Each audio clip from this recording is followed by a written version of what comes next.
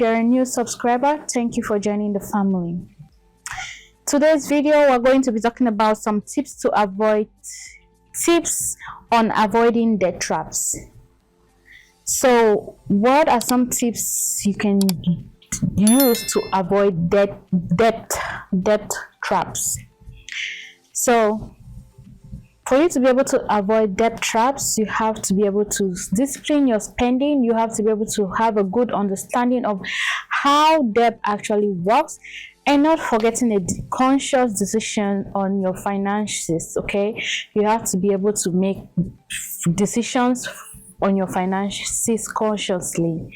Be cautious on how you spend your money. Okay, so what are some practical tips for you to help you stay financially and to equally help you stay clear of debt traps? Okay, so the first one is going to be living within your means. Living within your means, you can do several things to live within your means. You can, first of all, create a budget. Track income, track your expenses. Make sure that you know what is coming in and what is going out, so that you ensure you're not spending more than you're earning. Okay, equally avoid lifestyle inflation. So just because there's inflation doesn't mean that you have to live not just because things change doesn't mean you have to work with the way things are going. Okay, so resist increasing your spending, especially if you know your income is not going. Don't increase your spending when you know your income is not going. You can always re-strategize at all times. There's nothing that is stagnant, especially when it comes to your income. If let's just say you're renting, and where you're renting, the rent skyrockets, maybe you can choose to look for somewhere that's going to be cheaper. If you're just by yourself, maybe you can turn to share, share an apartment, share a house or something. Or you can choose to, instead of going out to eat, go ahead and buy the food and come home and cook, so just something that it's not going to increase your spending. You can either decrease or keep your spending to how it was before inflation came in. All right, and still under that, living within your means. Okay, that's the two things. The second one is going to be build an emergency fund. Building an emergency fund is going to help you in the future. There are so many unexpected events. You can be sick, can get into a car accident, can lose your job. It's nothing that you are waiting for, but it can happen. So ensure you build a 3 to 6 months emergency fund for expenses. Okay, write down all your expenses. Put the money aside. When you're putting your budget, calculate that this 3 to 6 months, what can I do to make sure whatever I'm earning, what can I do to make sure whatever I'm earning, even if I don't earn the same amount in the next few months, or if emergency happens, what can happen? Let's just say you lost your job and you can't make that same amount. Can you go 3 to 6 months without? Can you survive? All right, so make sure you have that emergency fund. Secondly, start small. You don't have to build emergency fund in one day. You can always try to keep aside. It doesn't matter how small it is something. So start small in accordance to you. Okay, two people cannot have the same financial income, and you two don't have the same expenses. So if I'm starting with $10, you don't have to see the next person starting with $20. You compare. Start with what you can start. Just make sure you keep something somewhere, because things can happen. Accidents happen, sickness happen. So keep an emergency fund. The third thing is use credit responsibly. When we talk about responsibility in credit, pay in full when you are able to. So if you have money and you said, no, I want to swipe my credit card, but I have to pay this, when you're done, pay it in full. If you use it, make sure that whatever the balance is at the end of the month, and like I said, if you have the money, pay it all. If you're not able, then make sure you make you make payments, but at least keep in mind that only the minimum is not going to take you anywhere, so make more than the minimum payment. Equally, when it comes to credit, limit your credit cards. Use it only for planned expenses. If you did not plan to buy this thing, don't buy. Don't do impulse buying if you're not supposed to do it.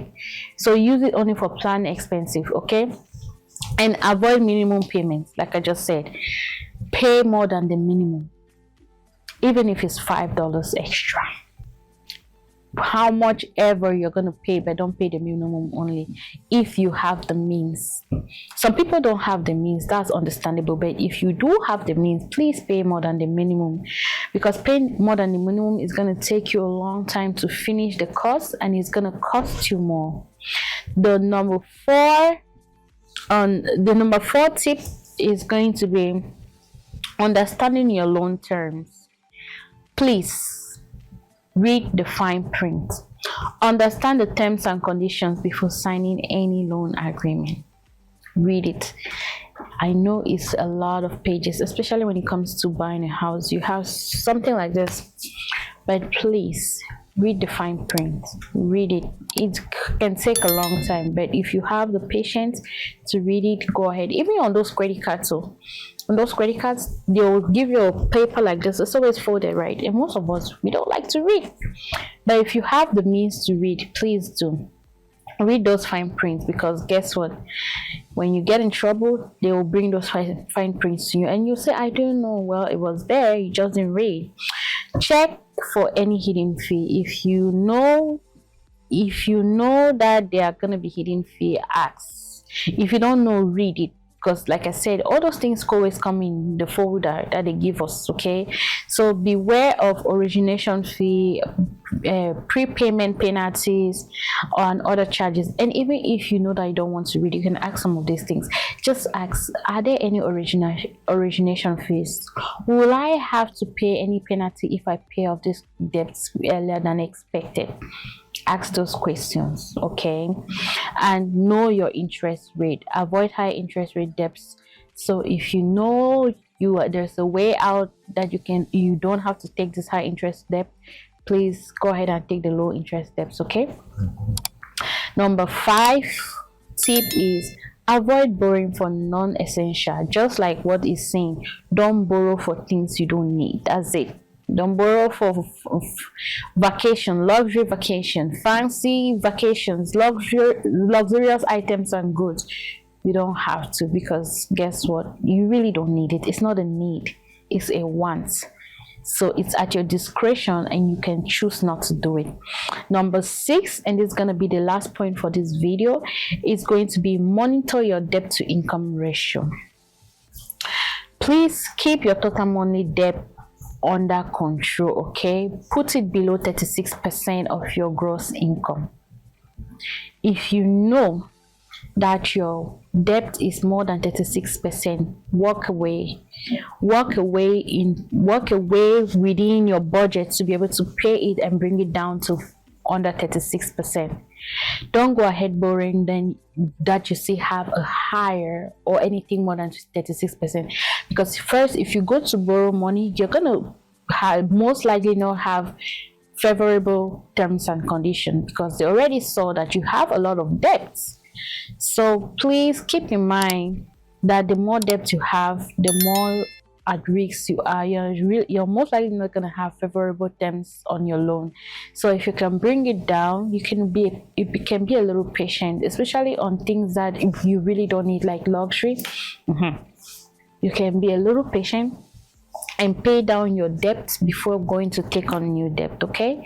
And like I said, this brings us to the last point on this video, and this is just going to be the part 1 for tips on how to avoid getting into the debt trap, okay? So we're gonna finish or continue on other points on another video. Please make sure you do your own research, as always. This video is only for educational purposes. Thank you. Please do like, share, subscribe, comment, and turn on your notification bell. Please stay safe and healthy. Until next time, I'll see you.